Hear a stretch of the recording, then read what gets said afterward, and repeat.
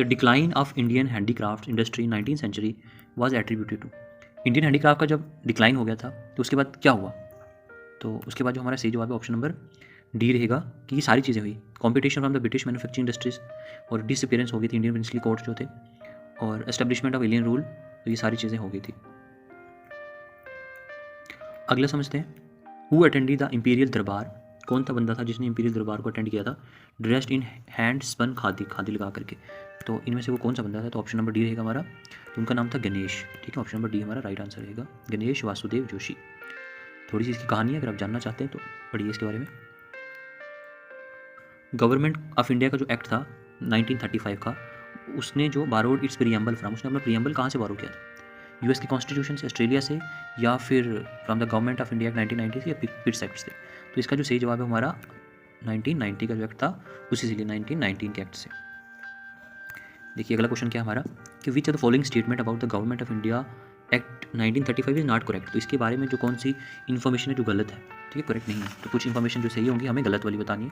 तो directory was establish in the provinces, या फिर वाइस राय जो था वो उसको स्पेशल पावर मिली थी, या फिर फेडरल एग्जीक्यूटिव जो कंसिस्ट ऑफ वाइस राय, इनमें से कौन सी गलत है? तो भाई ये जो थी directory was establish in the provinces, तो प्रोविंसेस में डायरेक्टरी नहीं आई थी। ऐसा नहीं था कि जो जैसे हमारे आज के टाइम पे सेंटर है तो सेंटर के आगे स्टेट्स काम करती हैं, तो इस तरह से प्रोविंसेस तो थे सेंटर के आगे, लेकिन प्रोविंसेस के अंदर जो डायरेक्टरी थी वो नहीं बनी थी।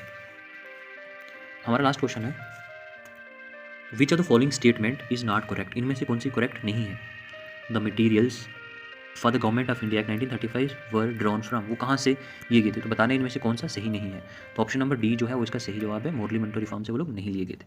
ठीक है, तो 1909 का एक्ट जिसको हम लोग मॉरली मिंटो रिफॉर्म क्या क्या बुलाते हैं, वाज एन एक्ट जो था पार्लियामेंट का यूनाइटेड किंगडम का, दैट ब्रॉट और the limited increase in the involvement of Indians in the governance. ठीक है, तो इंडियंस को गवर्नेंस में लाया गया था, लेकिन कुछ लिमिटेड इंडियंस को ही। इंडियन कॉन्स्टिट्यूशन का आर्टिकल 359 ऑथराइज करता है प्रेसिडेंट ऑफ इंडिया को कि वो सस्पेंड कर पाए right to move any court for the enforcement of fundamental right. लेकिन ये कौन सी इमरजेंसी लगी होगी जब हमारे इंडिया के प्रेसिडेंट के पास ये राइट होता है? तो आपके पास ऑप्शन स्क्रीन पे अवेलेबल है, मगर जो इसका सही जवाब है वो हमारा ऑप्शन नंबर ए है, नेशनल इमरजेंसी। तो नेशनल इमरजेंसी में प्रेसिडेंट के पास ये हक होता है कि वो ऐसे कर सकते हैं। अगला क्वेश्चन था आपका कि करेक्ट क्रोनोलॉजिकल ऑर्डर बताना है हमें फॉर्मेशन ऑफ हरियाणा, सिक्किम, अरुणाचल प्रदेश और नागालैंड को, जब हमने उनको full states of Indian union बना दिया हमें। तो पहले कौन सा था, पहले हमने किसको बनाया था? तो ये देखिए आपके पास चार ऑप्शन है, इसमें से किसको बनाया गया पहले? तो ऑप्शन नंबर डी हमारा सही रहेगा। सबसे पहले नागालैंड, देन हरियाणा, देन सिक्किम और लास्ट में अरुणाचल प्रदेश को स्टेट का दर्जा मिला। थोड़ी सी डिटेल जान लेते हैं हम लोग कि नागालैंड को स्टेट बनाया गया था 1963 में, हरियाणा को 1966 में, सिक्किम को 75 में और अरुणाचल प्रदेश को 1987 में बनाया गया। अगला क्वेश्चन है हमारा, the speaker of Lok Sabha can ask a member of house to stop speaking and let another member को, वो कह सकते हैं बोलने के लिए। तो इस फिनोमिना को क्या कहते हैं हम लोग? जब स्पीकर एक बंदे को बोलता है कि आप 2 मिनट के लिए खामोश रहिए, दूसरे वाले को बोलेगा कि आप बोलिए, तो इसे क्या कहते हैं? तो इसके पास ऑप्शन आपके पास सामने है, और इसे बोलेंगे yield the floor, yielding the floor. इसमें वो एक बंदे को कहेंगे आप चुप रहिए, दूसरे को मतलब 2 मिनट के लिए चुप रहिए, दूसरा बोलेगा। तो देखिए इसमें कुछ है, हम पढ़ ले सकते हैं इसको कि किसमें यहाँ पे किस का मतलब क्या है, यील्डिंग द फ्लोर का मतलब क्या, क्रॉसिंग द फ्लोर का मतलब क्या है, और पॉइंट ऑफ ऑर्डर और कॉलिंग अटेंशन मोशन किसको कहते हैं। नेक्स्ट क्वेश्चन है, बाय विच कॉन्स्टिट्यूशनल अमेंडमेंट, वो कौन सी कॉन्स्टिट्यूशनल अमेंडमेंट एक्ट था was the number of Lok Sabha seat को इंक्रीज किया गया, कि पहले 525 होती थी तो बाद में 545 कर दी गई। तो वो कौन सी अमेंडमेंट एक्ट, तो कौन सी अमेंडमेंट थी वो? तो देखिए हमारी वो अमेंडमेंट थी, डी ऑप्शन सही रहेगा, कॉन्स्टिट्यूशनल अमेंडमेंट जो 31 थी। तो जो 31 अमेंडमेंट के बाद हमारी जो सीट्स थी वो 525 से बढ़ा करके वो उनको बढ़ा करके 545 पे लेके गए। ओके, नेक्स्ट क्वेश्चन देखते हैं हम लोग। फर्स्ट बैकवर्ड जो क्लास कमीशन था उसको कब अपॉइंट किया जाता है? ऑप्शन हमारे पास सामने हैं, मगर हम इसका जो सही जवाब है वो कौन सा है? ऑप्शन नंबर सी, जिसका नाम है काका कालेकर। देखिए इसके बारे में भी डिटेल जाननी है तो देख सकते हैं आप। क्वेश्चन 6 है कि विच of the following correct chronological order of the formation of following states in India. ये जो स्टेट्स आपके सामने दिख रही है आपको, सिक्किम, मिजोरम, गोवा और अरुणाचल प्रदेश, बताना ये कि इनकी फॉर्मेशन की जो डेट है वो बतानी। सबसे पहले कौन सी स्टेट बनती है, उसके बाद कौन सी और उसके बाद कौन सी।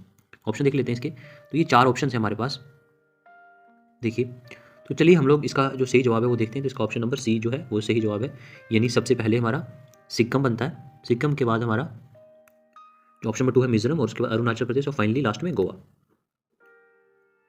चलिए क्वेश्चन नंबर 2 देखते हैं, हमारा क्वेश्चन नंबर 2 क्या कह रहा है। तो क्वेश्चन नंबर 2 हमसे पूछ रहा है कि in which of the following island of India is an active volcano. तो कौन सी जो यहाँ पे जो दिया गया है इनमें से कौन सा आइलैंड है जहाँ पे एक्टिव वैल्केनो है? तो कुछ ऑप्शन है आपके सामने, तो चलिए हम इसका राइट आंसर देखेंगे। तो इसका ऑप्शन नंबर सी जो है वो राइट है, बैरन आइलैंड में हमें एक्टिव वोल्केनो मिलता है। चलिए हम आगे वाला नेक्स्ट क्वेश्चन देखते हैं, हमारा क्वेश्चन नंबर जो नेक्स्ट वाला है। तो the Khasi and the Jaintia hills are located in, ये कहाँ पे है, कौन सी जगह पे लोकेटेड है ये? तो जो इसका सही जवाब है ऑप्शन नंबर बी, मेघालय में ये हिल्स लोकेटेड है। तो हमारा नेक्स्ट क्वेश्चन है, which one of the following, जो हिमालयन पासेज है उन इनमें से कौन सा पास है जिसको बाद में मिडिल ऑफ द ईयर 2006 में फैसिलिटेट किया गया था, जो ट्रेड है वो इंडिया और चाइना के बीच में, ताकि हो पाए। कुछ ऑप्शन आपके सामने हैं स्क्रीन पे।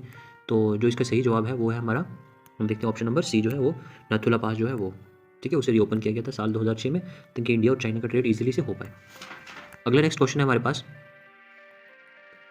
कि what is the correct order of occurrence of the following places at one moves from the east to west, east से वेस्ट हम जाते हैं तो कौन सी प्लेसेस आती हैं? तो ऑप्शन आपके सामने है, देखिए।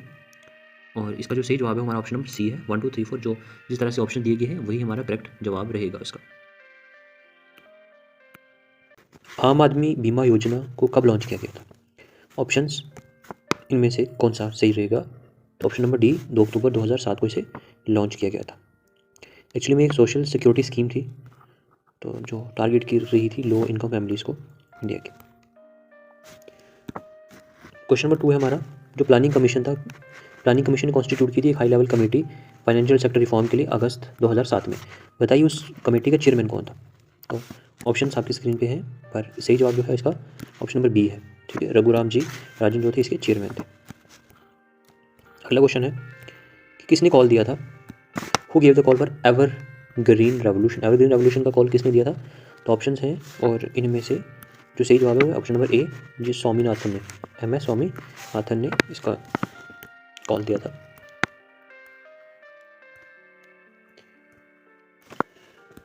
ओपन मार्केट ऑपरेशन जो पार्ट है ये किसका पार्ट है? क्रेडिट पॉलिसी का, डेबिट पॉलिसी का, डिपॉजिट पॉलिसी का, या फिर इनमें से किसी का भी नहीं?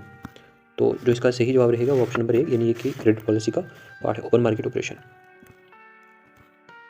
इंडिया में इनकम टैक्स किसने इंट्रोड्यूस किया था? बहुत इंटरेस्टिंग क्वेश्चन है। तो ऑप्शन है आपके सामने, बट जो इसका सही जवाब है वो है हमारा option number B, James Wilson. थोड़ा सा इसके बारे में एक बार जान लेते हैं हम लोग।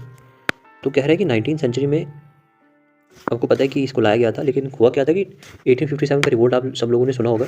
इसके बाद ब्रिटिश गवर्नमेंट थी इंडिया में जो रूल कर रही थी, उसे एक्यूट फाइनेंशियल क्राइसिस का सामना करना पड़ा। अब अपनी ट्रेजरी को भरने के लिए, खजाने को भरने के लिए उन्होंने टैक्स लगाना शुरू कर दिया, और उस टैक्स में से एक टैक्स उन्होंने लगाया था income tax.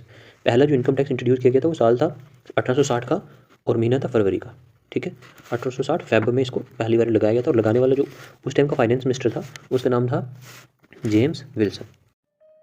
Art and culture का पहला क्वेश्चन हमारा, who is considered the father of sitar, father of sitar किसको कहा जाता है? 4 ऑप्शन सामने हैं, वो सही जवाब है इसका हमारा ऑप्शन नंबर सी, अमीर खुसरो। नेक्स्ट क्वेश्चन है हमारा, who among the following is renowned in the field of painting, painting के फील्ड में इन सब में फेमस कौन है? तो वो है राजा रवि वर्मा। देखिए नेक्स्ट क्वेश्चन देखते हैं हम लोग। अभी क्वेश्चन है और आपको कुछ मैच करना है इसमें आर्टिस्ट को और उनके आर्ट के साथ। तो जैसे उस्ताद अलाउद्दीन खान, हेमा मालिनी, ओके, तो इसी तरह से बिरजू महाराज या पंडित शिव कुमार शर्मा, और इनके कुछ आर्ट्स दिए हुए हैं। तो आपको कुछ ऑप्शंस भी दे रखे हैं यहाँ पे, तो देखिए आप अपने ऑप्शंस, ये आपके ऑप्शंस हैं, और इसमें जो सही जवाब रहेगा वो ऑप्शन नंबर डी रहेगा, कि जो हमारे उस्ताद अलाउद्दीन खान है वो सरूद में फेमस है, हेमा मालिनी जो भारतीय नाट्यम में फेमस है, इस तरह से बिरजू महाराज जो है वो कथक डांस में फेमस है, ठीक है। चलिए हम नेक्स्ट क्वेश्चन देखते हैं। हमारा जो नेक्स्ट क्वेश्चन क्या कह रहा है, हमारा अगला क्वेश्चन है कि which is the major area where the garba dance is common, वो कौन सा एरिया जहाँ पे गरबा डांस जो बहुत पॉपुलर है? तो इसका जो हमारा राइट आंसर है ऑप्शन नंबर सेकंड है, गुजरात। अगले क्वेश्चन बोल रहा है कि which has been the field of activity of Pandit Bhimsen Joshi, Bhimsen Joshi की कौन सी फील्ड थी इनमें से? तो इसमें जो हमारा सही जवाब है हमारा ऑप्शन नंबर बी है, क्लासिकल म्यूजिक में वो फेमस थे, वोकल में। अगला क्वेश्चन है, where did the dance from Mohiniyattam develop, Mohiniyattam कहाँ पे डेवलप हुआ ये? तो ये क्वेश्चन, और इसका जो राइट जवाब है वो हमारा ऑप्शन नंबर सेकंड है, केरला। देखिए हम अगला नेक्स्ट क्वेश्चन देखते हैं। हमारा नेक्स्ट क्वेश्चन है, which among the following is a martial dance, ठीक है, तो कौन सा वो? तो इनमें से वो कौन सा ऑप्शन सही है? वो हमारा चाउ ऑफ मयूरभंज। फर्स्ट क्वेश्चन है हमारा, वाटर वेपर एक्चुअली में क्या है? ये गैस है, क्लाउड ड्रॉपलेट है, रेन ड्रॉप है, या ऑप्शन नंबर डी है? तो जो इसका सही जवाब है ऑप्शन नंबर ए है, एक्चुअली में वाटर वेपर एक्चुअली में एक गैस होती है। अगर आप इसकी डिटेल पढ़ना चाहते हैं तो पॉज करके पढ़िए। ओके, अगला क्वेश्चन था हमारा कि क्या काजेज हैं, what is the causes of Exxon Valdez. Options आपके सामने हैं और इसका जो सही जवाब है वो है हमारा ऑप्शन नंबर ए, जो ऑयल टैंकर्स हैं विच सैंक इन 1999 में, ये सैंक हो गया था कोस्ट ऑफ अलास्का में, एंड मरीन लाइफ सिक्योर जो सीरियसली उसने इफेक्ट किया था। ठीक है, ऑयल टैंकर जो समुद्र में डूब गया था उसकी वजह से ये सब हो रहा है। तो ये थोड़ी सी उसकी छोटी सी कहानी है, अगर आप पढ़ना चाहें